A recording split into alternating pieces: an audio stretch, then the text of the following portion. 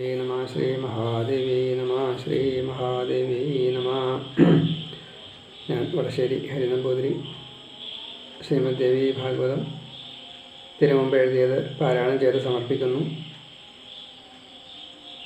മൂന്നാമത്തെ സ്കന്ധത്തിലെ 11ാമത്തെ അധ്യായമാണ് ഇപ്പോൾ പാരായണം ചെയ്യുന്നത്. സത്യവ്രതൻ കാട്ടിൽ വെച്ച് അറിയാതെ കണ്ട് അഹങ്കാരം ഉച്ചരിച്ചു കഴിഞ്ഞപ്പോൾ കവിയായി തീർന്ന രംഗത്തെ അതൊന്ന് വിസ്തരിക്കുകയാണ്. ഒരു പന്നി വരലും പന്നിയുടെ പിന്നാലെ ഒരു വേടൻ വരലും പന്നിയെ കണ്ടു എന്ന് ചോദിക്കലും.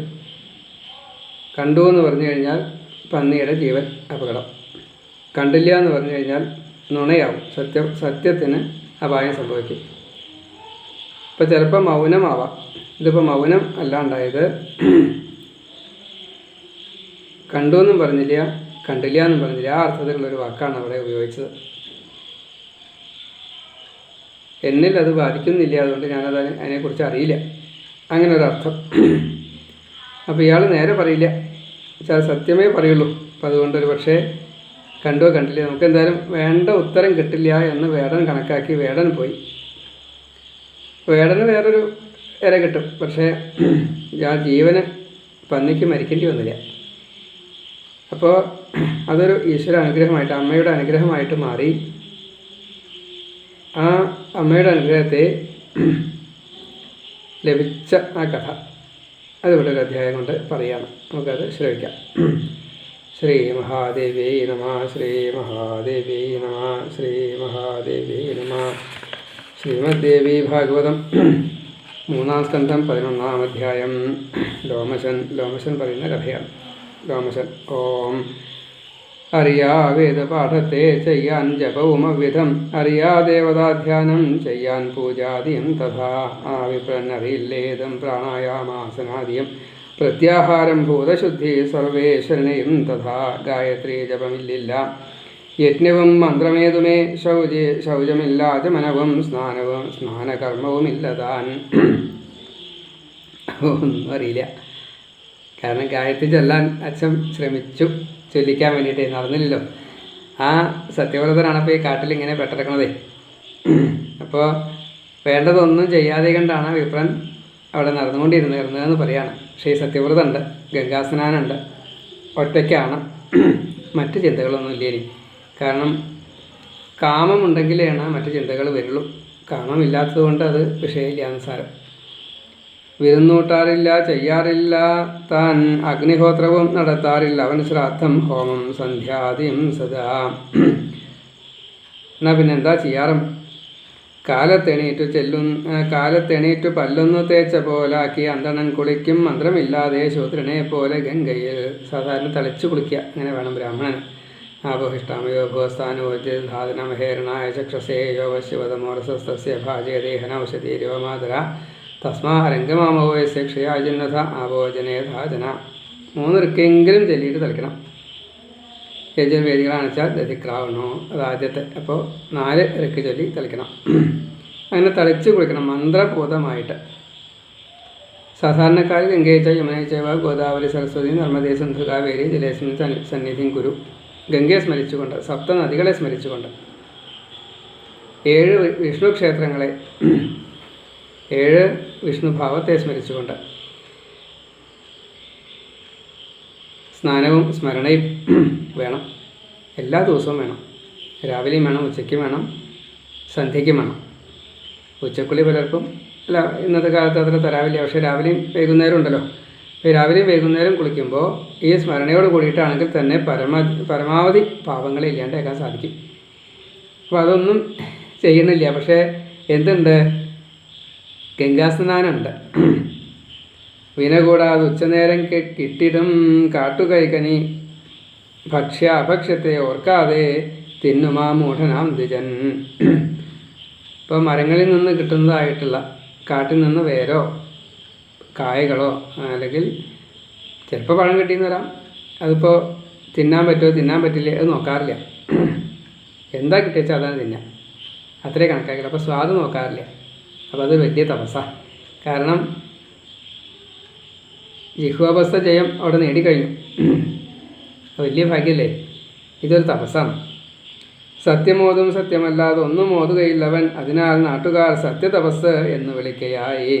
അഹിതം ചെയ്യുകയില്ല ആർക്കും, പാടില്ലാത്തതും അവ്യഥം സുഖമായി പേടിയില്ലാതെ ഉറങ്ങും തൻ കുടിഞ്ഞലിൽ.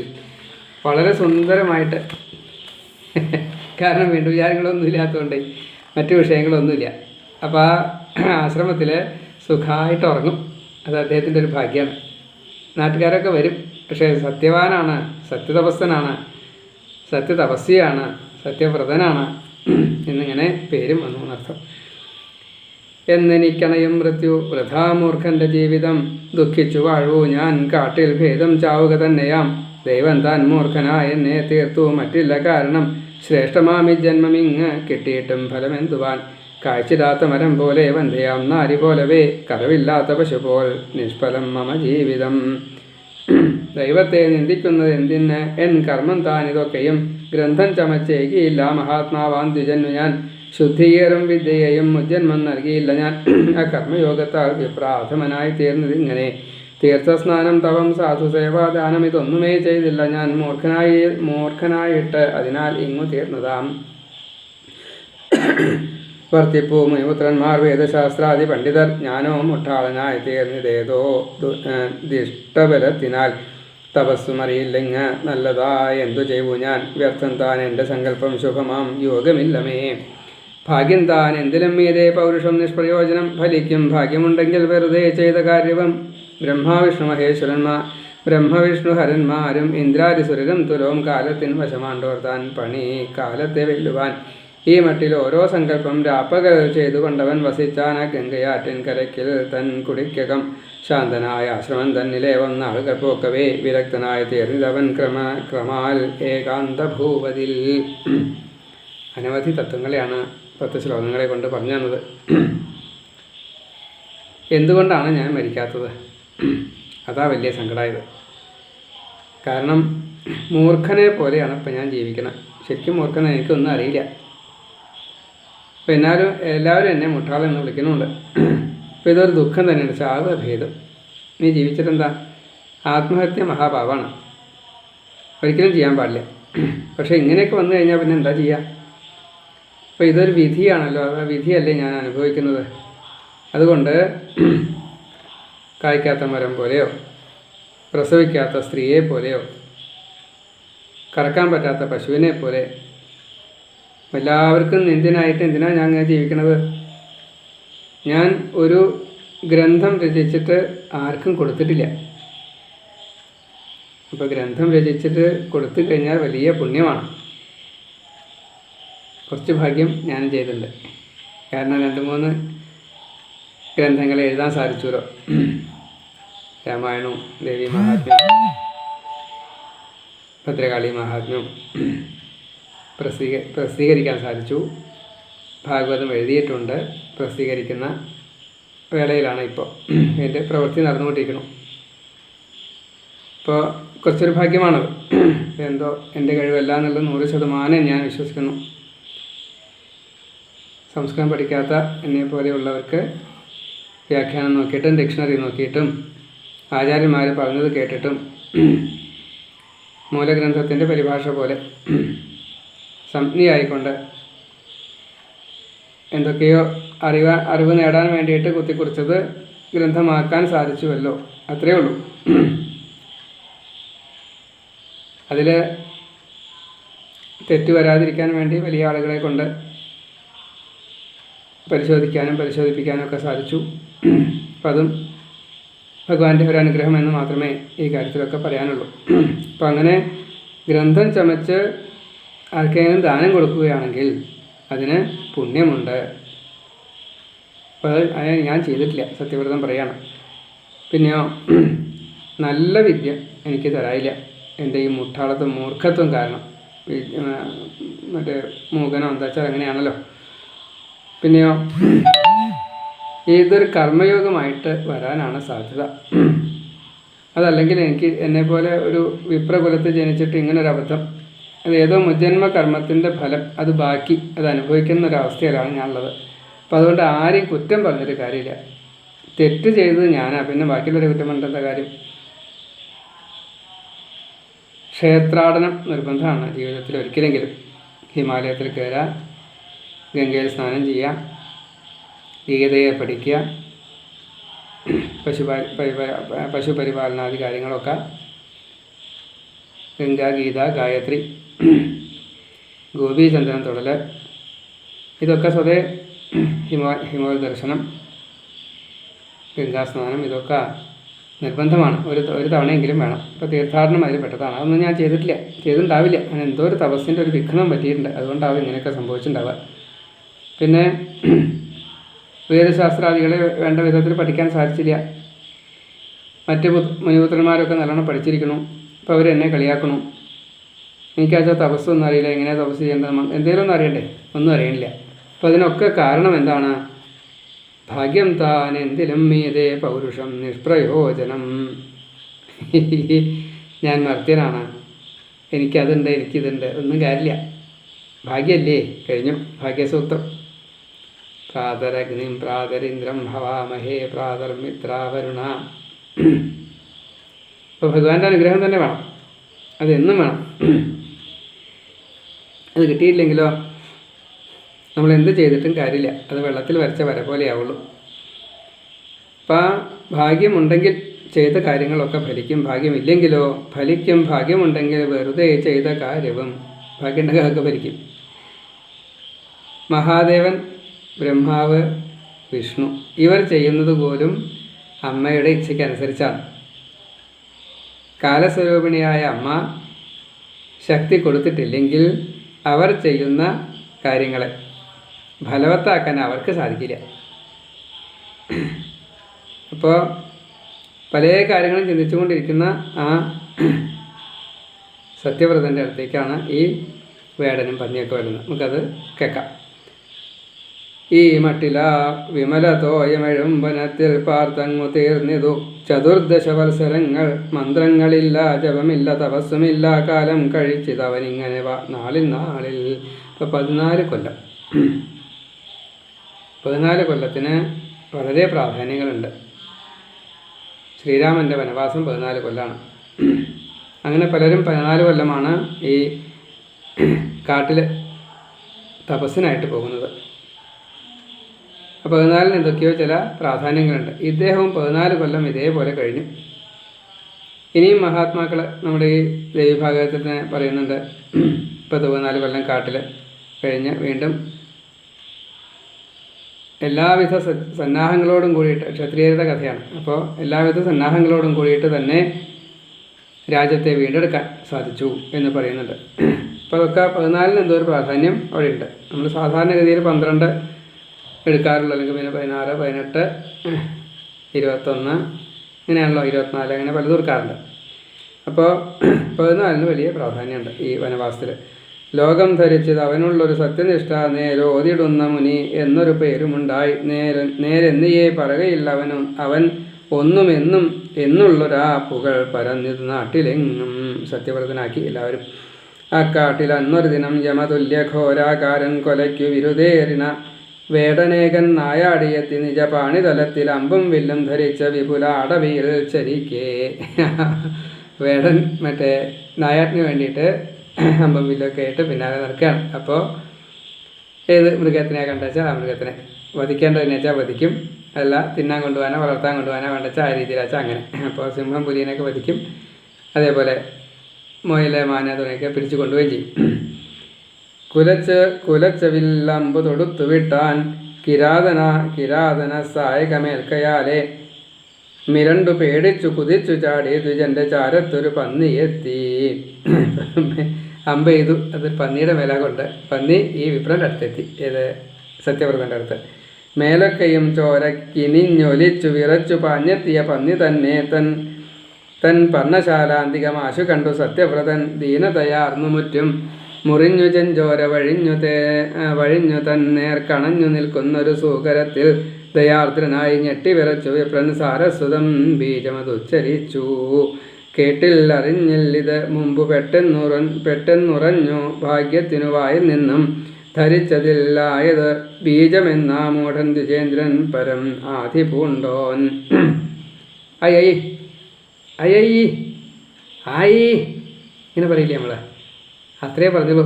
ഈ പന്നി ചോര വെച്ച് വന്നപ്പോഴേ തൊട്ടടുത്തിന് വന്നപ്പോൾ ഹൈ എന്ന് പറഞ്ഞിട്ട് ഒന്ന് അയ്യൈ എന്നിട്ട് പിന്നാക്കം ഒന്ന് മാറി, എത്രയേ ഉള്ളൂ. പക്ഷേ അത് മഹാസാരസ്വത ബീജം അഹങ്കാരമാണ്. അമ്മ അറിയാതെ കണ്ട് തന്നെ ഈ മുറുക്കം എന്നുള്ള ആ ഭാവം അത് വിപ്രനെ കൊണ്ട് പറയിച്ചു.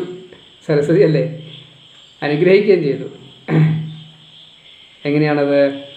ആ പന്നിയ പർണകുടീരമാർന്നു നേർമാർഗമാരാഞ്ഞു കുഴങ്ങി പാവം അമ്പേറ്റ നോവാൽ വിറ പൂണ്ടൊടുക്കം ഒളിച്ചു പെട്ടെന്ന് നികുഞ്ച മുന്നിൽ. ആ പന്നി ഓടി വന്നിട്ട് ഇദ്ദേഹത്തിനെ കണ്ടു. പക്ഷേ മരണഭയമാണല്ലോ. അപ്പോൾ അവിടെ ഒരു വള്ളിക്കുടലുണ്ട്, ഒരു ചെറിയ ഗുഹ പോലെ, അതിൽ കടന്നൊളിച്ചു.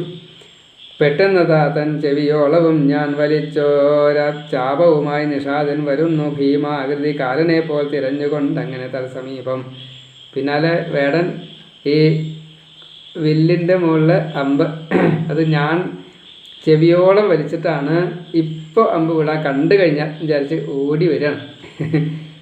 ഒരു ഭീമാകാരൻ എന്ന് പറയട്ടെ, കുറച്ച് പേടിയുണ്ട്, പേടിപ്പിക്കുന്ന ഒരു രൂപമാണ് നിഷാദിന്.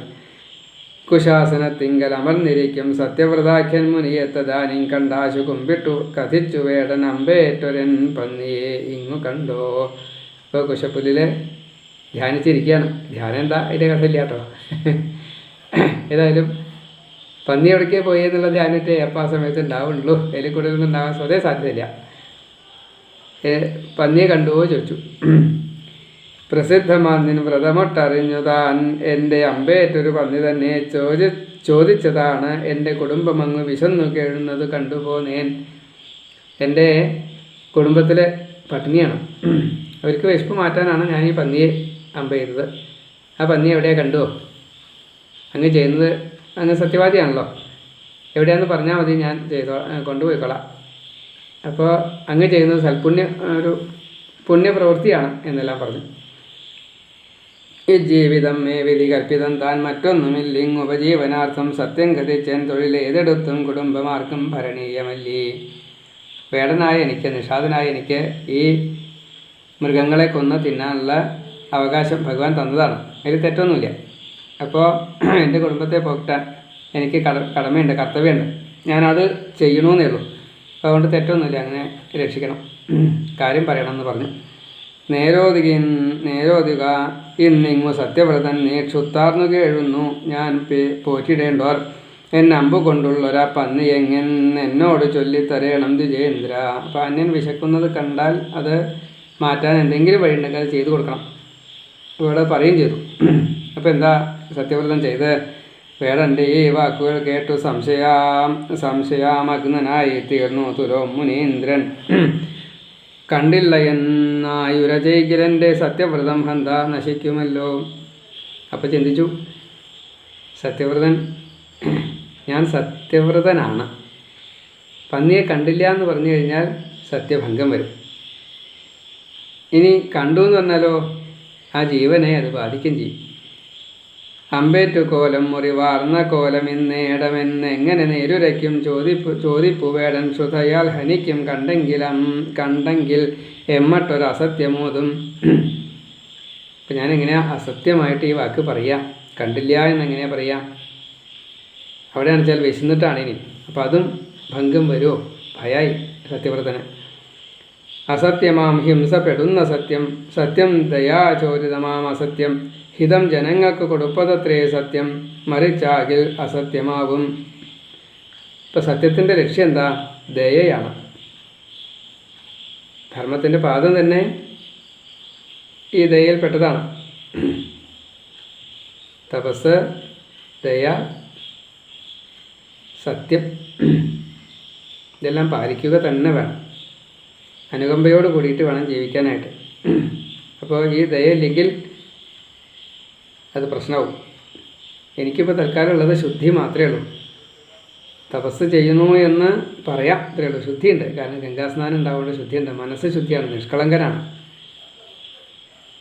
ഇനി ദയയാണ്. ദയ എന്നെക്കൊണ്ട് സ്വതേ ചെയ്യാൻ സാധിക്കില്ല, കാരണം അതിന് ബുദ്ധി വേണം. ബുദ്ധി ഇല്ലാത്തൊരവസ്ഥയിലാണല്ലോ. അപ്പോൾ ഞാനിപ്പോൾ എന്താ ചെയ്യേണ്ടത്? ഹിംസ വരുന്നതായിട്ടുള്ളൊരു സത്യത്തെ അപ്പോൾ അത് പറയാതിരിക്കുക വേണ്ട, മൗനമാണ് വേണ്ടത്. പിന്നെയോ ദയയോട് കൂടിയിട്ടൊരു കാര്യത്തെ പറയുക തന്നെ വേണമെങ്കിലോ അത് പറയാതിരിക്കുന്നതും തെറ്റാണ്, അസത്യമാവും. അപ്പോൾ ഇവിടെ രണ്ട് സംശയങ്ങളായി. വിശപ്പിനാണോ പ്രാധാന്യം, ഈ ജീവൻ്റെ രക്ഷയ്ക്കാണോ പ്രാധാന്യം? അപ്പോൾ അത് ദേവി അതിന് ഉത്തരം ചെയ്യേണ്ടത് എങ്ങനെയാണ് എന്നുള്ളത് ആ സത്യവ്രതൻ്റെ ഉള്ളിൽ തോന്നിച്ചു, ഐങ്കാരം ഉച്ചരിച്ചത് വഴി. ഒന്നിനു മറ്റൊന്നെതിരായി വന്നാൽ അസത്യമാവാതെ ഉരയ്ക്കലാമോ എന്നൊക്കെ ഓർത്തോർത്തുഴകൻ ദ്വിജന് വേണ്ടുന്നത് എന്തെന്നറിയാതെ വന്നു. ഒരു ചോദ്യത്തിൻ്റെ ഉത്തരം ശരി എന്ന് പറഞ്ഞു കഴിഞ്ഞാൽ അത് തെറ്റാവും, തെറ്റ് എന്ന് പറഞ്ഞാൽ അത് ശരിയാവും. അപ്പോൾ എന്താ ചെയ്യുക? ആകെ കുടുങ്ങി ഈ സത്യവ്രതനെ. അമ്പേറ്റു പാരം ദയനീയനായിട്ട പന്നിയെ കണ്ടുയർക്കൊണ്ട ശബ്ദം ബീജാക്ഷരം താൻ അതിനാൽ കനിഞ്ഞു ചാലേ പരാവിദ്യയെ നൽകി ദേവി. അമ്മയുടെ അനുഗ്രഹം കൊടുക്കാൻ അമ്മ തയ്യാറായി. അമ്മയെ വിളിച്ചതാണ് എന്ന് അമ്മ ഇങ്ങോട്ട് വിചാരിച്ചു, അത്രയേ ഉള്ളൂ. ഇദ്ദേഹം വിചാരിച്ചിട്ടില്ല, സത്യവ്രതം വിചാരിച്ചിട്ടില്ല. പരാവിദ്യ കൊടുത്തതേ സരസ്വതിയുടെ ഒരു സ്നേഹം, പുത്രവാത്സല്യം നോക്കൂ. ദേവീ ബീജോച്ചാരണത്താൽ പരാവിദ്യ തെളിഞ്ഞവൻ പണ്ട് വാൽമീകിയെ പോലെ കവിയായി തീർന്നു തൽക്ഷണം. വാൽമീകി എന്താ പറഞ്ഞ്? മാനുഷാദ തും അഹം അകമൽ ശാശ്വതി സമാ യൽ ക്രൗഞ്ചമിഥുനാദേകം. അല്ലേ? കൊല്ലരുതേ. കാമമോഹിതമായിട്ടുള്ള ഇതൊരു വലിയൊരു അവസ്ഥയാണ്. അവർ തമ്മിൽ പ്രേമിക്കുകയാണ്. അതിലൊന്നിനെ കൊന്നു കഴിഞ്ഞാൽ എന്താ ഉണ്ടാവുക? മറ്റത് വിരഹം കൊണ്ട് പടഞ്ഞ് ചാവും. രണ്ട് ബ്രഹ്മഹത്യാപാപം സഹിക്കാൻ പറ്റില്ല, അത് ചെയ്യരുതേ. അതേപോലെ ആ ദുഃഖമാണ് ശോകം ശ്ലോകാർത്ഥമായിട്ട് മാറി, അത് ശ്ലോകങ്ങളായി വലിയ ഒരു ഗ്രന്ഥമായി പരിണമിച്ചു. വാൽമീകി രാമായണത്തെ എഴുതി നാരദൻ്റെ ഉപദേശം കൊണ്ട്. ഇവിടെയോ ദേവീ ബീജം ഉച്ചരിച്ചതുകൊണ്ട് ശോകം ശ്ലോകമായി. ഉത്തരമായിട്ട് പറഞ്ഞു ശ്ലോകം. എന്താണ്? തന്മുമ്പിൽ വില്ലും കയ്യേന്തി നിൽക്കും ആ വേടനോടുടൻ ചൊന്നാന സത്യധർമ്മിഷ്ഠൻ ശ്ലോകമൊന്ന് ദയാപരൻ. എന്താ പറഞ്ഞത്? കാണുന്നത് പറഞ്ഞിടാ, പറയുന്നത് കണ്ടിടാ, തൻകാര്യം നേടുവാൻ വേടാ, ചോദിക്കുന്നെന്ത് പിന്നെയും. ഇതാണ് പറഞ്ഞത്. ന്യൂട്രായിട്ട് നിൽക്കുക, അങ്ങനല്ലേ? കാണുന്നത് പറയാൻ പാടില്ല, കാരണം ഇവിടെ അസത്യം വരും. പറയുന്നത് കാണാനും പാടില്ല. അതായത് ഗാന്ധിജിയുടെ തത്വം നമ്മൾ 3 കുരങ്ങന്മാരെ കണ്ടിട്ടുണ്ടാവും. കണ്ണ് പൊത്തിയിട്ട്, കാത് പൊത്തിയിട്ട്, വായ പൊത്തിയിട്ട്. കേൾക്കണ്ടാത്തതൊന്നും കേൾക്കരുത്, കാണണ്ടാത്തതൊന്നും കാണരുത്, പറയേണ്ടാത്തതൊന്നും പറയരുത്.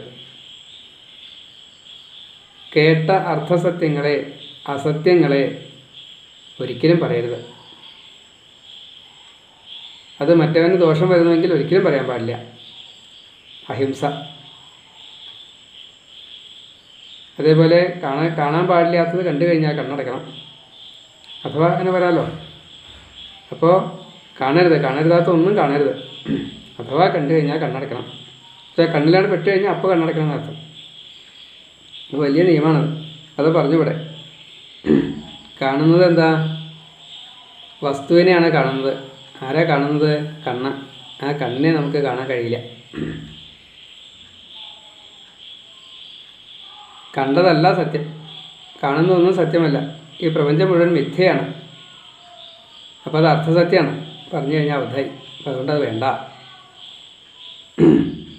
ഇനി പറഞ്ഞു വയ്ക്കുക. അതിനെങ്ങനെ കാണാൻ സാധിക്കുക? ബ്രഹ്മത്തിനെ കാണാൻ സാധിക്കുമോ? കാണാൻ സാധിക്കില്ല.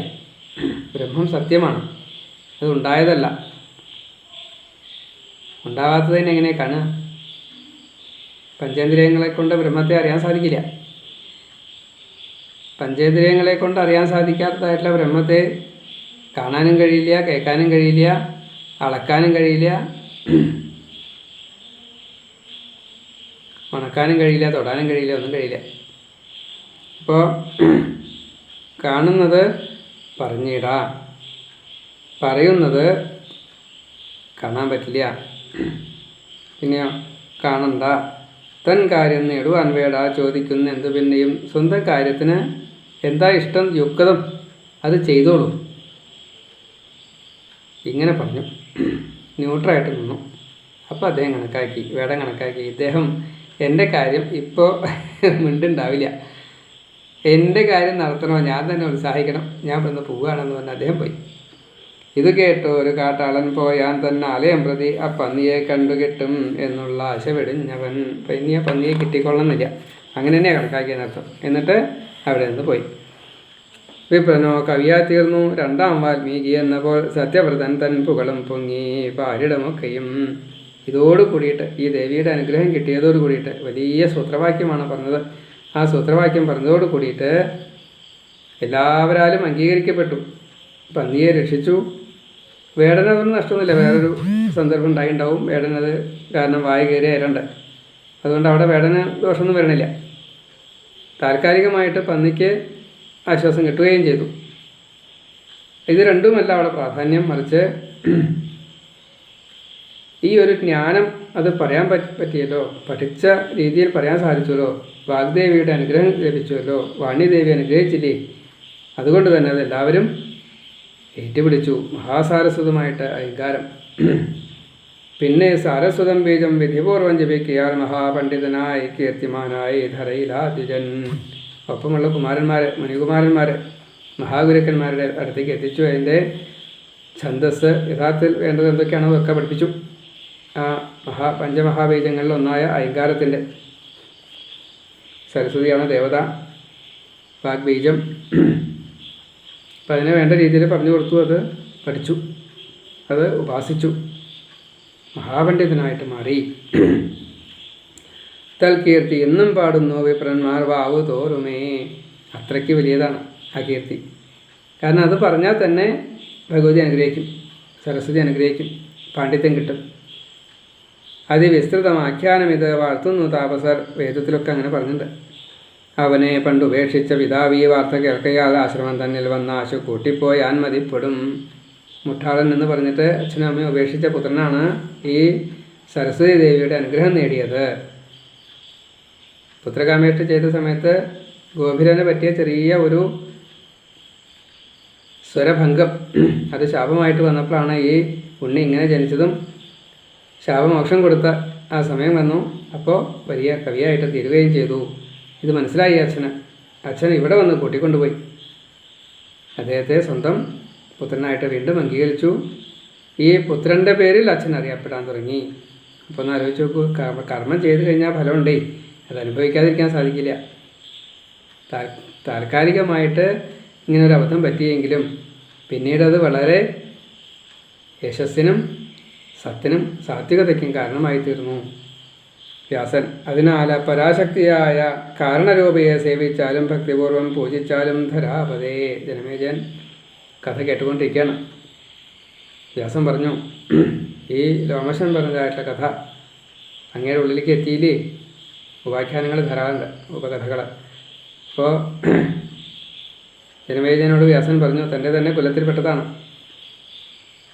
അങ്ങ് നല്ലവണ്ണം ദേവിയെ ആരാധിക്കൂ, പൂജിക്കൂ, വ്രതം നോറ്റിട്ട് ഉപാസിക്കൂ, ഫലമുണ്ടാവും. അങ്ങക്ക് മനഃശാന്തി കിട്ടും, അച്ഛന് മുക്തി കിട്ടും. മുമ്പ് ഞാൻ ചൊന്നൊരാ യജ്ഞം ചെയ്താലും വിധിപൂർവകം സർവാഭീഷ്ടങ്ങളും നൽകും. അത് നിത്യം നരാധിപ. സ്മരണം, പൂജനം, ധ്യാനം, ജപം, കീർത്തനം, ഇങ്ങനെ ഭക്തിയാ ചൊൽവോർക്ക് ഇഷ്ടമെല്ലാമേകും. കാമദതാനവൾ.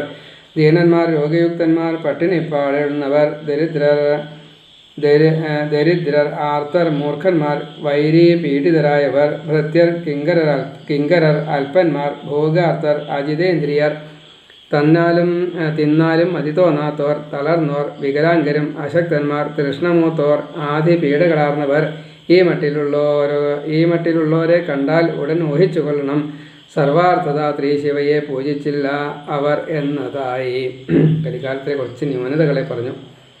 ഇത് അനുഭവിക്കുന്നതായിട്ടുള്ള ആളുകൾ അമ്മയെ പൂജിച്ചിട്ടില്ല എന്ന് മനസ്സിലാക്കിക്കോളൂ, അവരെ നിന്ദിക്കണ്ട കേട്ടോ എന്നും പറഞ്ഞു. ദീനന്മാരായിട്ട്, രോഗികളായിട്ട്, പട്ടിണി കിടക്കുന്നവർ, ദാരിദ്ര്യം, അതേപോലെ ആർത്തന്മാർ, ഇങ്ങനെ മൂർഖന്മാർ, വിഡ്ഢികളായിട്ടുള്ളവർ, പിന്നെയോ ഭൃത്യന്മാരായിട്ട് ദാസ്യവേല ചെയ്യുന്നവർ, കിങ്കരന്മാർ, പിന്നെ ഭോഗാർത്ഥന്മാർ, ആസക്തിയോട് കൂടിയിട്ട് എന്തിനേയും കാണുന്നവർ, ഇന്ദ്രിയജയം നേടാത്തവർ, എത്ര തിന്നാലും മതിയാവാത്തവർ, ജിഹ്വാവസ്ഥ ജയം കിട്ടാത്തവർ, പിന്നെ തളർന്നവർ, അംഗവൈകല്യം വന്നവർ, ശക്തിയില്ലാത്തവർ, നടക്കാൻ പറ്റാത്തത് നടക്കണമെന്ന് ആഗ്രഹിക്കുന്ന തൃഷ്ണയുള്ളവർ, പിന്നെയോ ആദിവ്യാധികൾ, രോഗങ്ങൾ ഒക്കെ ഉള്ളവർ, ഇവരെയൊക്കെ കണ്ടു കഴിഞ്ഞാൽ അമ്മയെ പൂജിക്കാത്തതുകൊണ്ടാണ് ഇങ്ങനെ സംഭവിച്ചതെന്ന് അനുകമ്പയോട് കൂടിയിട്ട് അവരെ സഹായിക്കാൻ പറ്റുമോ സഹായിക്കുക. സഹായിച്ചു കഴിഞ്ഞാലോ പുണ്യം കിട്ടുകയും ചെയ്യും. അപ്പോൾ നമ്മളെല്ലാവരും ഈശ്വരനെ കാണണം, അമ്മയെ കാണണമെന്ന് പറയാണ്. അതുപോലെ തന്നെ ആ സർവ്വ ഐശ്വര്യങ്ങളും എഴുവോരെഴും പുത്രപൗത്രരുമായി ദേഹപുഷ്ടിയും ഭോഗസൗഖ്യവും ചേർന്നൊരായി ശൂരരായി രാജലക്ഷ്മിയും ലക്ഷണങ്ങളും സ്വാധീനശക്തിയും ബന്ധുക്കളും ഉള്ളവരെയും തഥാ വേദജ്ഞരെയും കണ്ടെങ്കിൽ അനുമാനിച്ചു കൊള്ളണം, ആരാധനം ചെയ്തിരിക്കും അവർ അംബികയെ സദാ. അതിനാൽ ഈ പ്രപഞ്ചത്തിൽ നിരാക്ഷേപം സുഖിക്കയാം. ഇനി ആനപ്പുറത്ത് സഞ്ചരിക്കുക, രാജാധികാരം, ചക്രവർത്തിപദം, ധാരാളം പുത്രപുത്രന്മാർ, വിദ്യ, ധനം, അധികാരം എല്ലാവരാലും അംഗീകരിക്കപ്പെടുക. ഇങ്ങനെ ഭക്തിയോട് കൂടിയിട്ട് ജീവിക്കുന്ന മഹാത്മാക്കളെ കണ്ടു കഴിഞ്ഞാലോ സുഖസമൃദ്ധരായിട്ട് എല്ലാമുണ്ട്. അങ്ങനെ സുഖിക്കുന്നവരെ കണ്ടാലോ അവരെ അമ്മയെ ആരാധിച്ചവരായിട്ട് കണക്കാക്കിക്കോളൂ. മുനിസംഘത്തിൽ വെച്ച് അന്ന് ദേവീ മഹാത്മ്യം ഉത്തമം രോമശം തന്മുഖത്തിങ്കൽ നിന്നും ഞാൻ കേട്ടു മന്നവാ. ഈ സത്യമോർത്തു രാജേന്ദ്ര ചെയ്യുക ദേവീ സവര്യനീ തിങ്ങും ഭക്തിയോടും മുറ്റും പ്രീതിയോടും നരോത്തമ. ശ്രീ മഹാദേവ്യർപ്പണമസ്തു. വാഗ്ബീജമാഹാത്മ്യം എന്ന 11-ാം അധ്യായം സർവത്ര ശ്രീമദ്ദേവി നാമസങ്കീർത്തനം. ശ്രീ മഹാദേവി നമ. ഇങ്ങനെ അമ്മയെ വേണ്ട വിധത്തിൽ ആരാണോ പൂജിക്കുന്നത് അവർക്ക് ഇഹ സുഖങ്ങളെല്ലാം കിട്ടും, അമ്മയിൽ എത്തിച്ചേരാൻ സാധിക്കും എന്ന് വ്യാസൻ സമർത്ഥിച്ചു. ഇപ്പോൾ അമ്മയെ കണ്ടു വന്നതായിട്ടുള്ള ബ്രഹ്മാവിഷ്ണു മഹേശ്വരന്മാർ, ബ്രഹ്മാവ് സൃഷ്ടി ചെയ്തു, വിഷ്ണു പാലിക്കുന്നു, അങ്ങനെ സ്വസ്ഥമായിട്ടിരിക്കുന്ന ഒരവസ്ഥയാണ്. അങ്ങനെയുള്ള അവസ്ഥയിൽ മഹാവിഷ്ണു അംബായജ്ഞം ചെയ്തതായിട്ടുള്ള കഥകളാണ് 2 അധ്യായങ്ങളിലായിട്ട് നമുക്ക് കേൾക്കാൻ സാധിക്കുക. 12, 13 അധ്യായത്തിൽ അത് നമുക്ക് നാളെ മറ്റന്നാളായിട്ട് ശ്രവിക്കാം. വിഷ്ണുവിൻ്റെ അംബാമുഖത്തിൽ അംബാമഖം വെച്ചാൽ യാഗം നടത്താം, യജ്ഞത്തിൽ ഹോമം ഇല്ല, മഖം യജ്ഞമാവാം മറ്റതാവാം. ഇതിപ്പോൾ ഇവിടെ യാഗം തന്നെയാണ്, ഹോമമുണ്ട്. 27 തരം ഹോതാക്കൾ ഒക്കെ അനവധിയാണ് കേട്ടോ, കുറച്ചൊന്നുമല്ല. 27 തരം, അനവധി സമൃദ്ധം വിഷ്ണു ആണല്ലോ, ഒന്നിനും കുറവില്ലാത്ത രീതിയിൽ. വിഷ്ണു ചെയ്ത പോലെ വേറെ ആരും ചെയ്യിക്കാൻ സാധിച്ചില്ല, ആർക്കും ചെയ്യാൻ സാധിക്കില്ല. അമ്മയുടെ പ്രീതി എല്ലാവർക്കുമായിട്ട് വിഷ്ണു കിട്ടിയത് മുഴുവൻ എല്ലാവർക്കുമായിട്ട് കൊടുക്കുകയും ചെയ്തു. ആ അംബാമുഖത്തെക്കുറിച്ച് നമുക്കിനി കേൾക്കാം. വാക്കുകൾ അമ്മയുടെ തൃക്കാലത്തെ സമർപ്പിച്ചുകൊണ്ട് എല്ലാ ഭക്തന്മാരെയും വീണ്ടും വീണ്ടും നമസ്കരിക്കുന്നു. ശ്രീ മഹാദേവി അർപ്പണമസ്തു. ശ്രീ മഹാദേവി നമ. ശ്രീ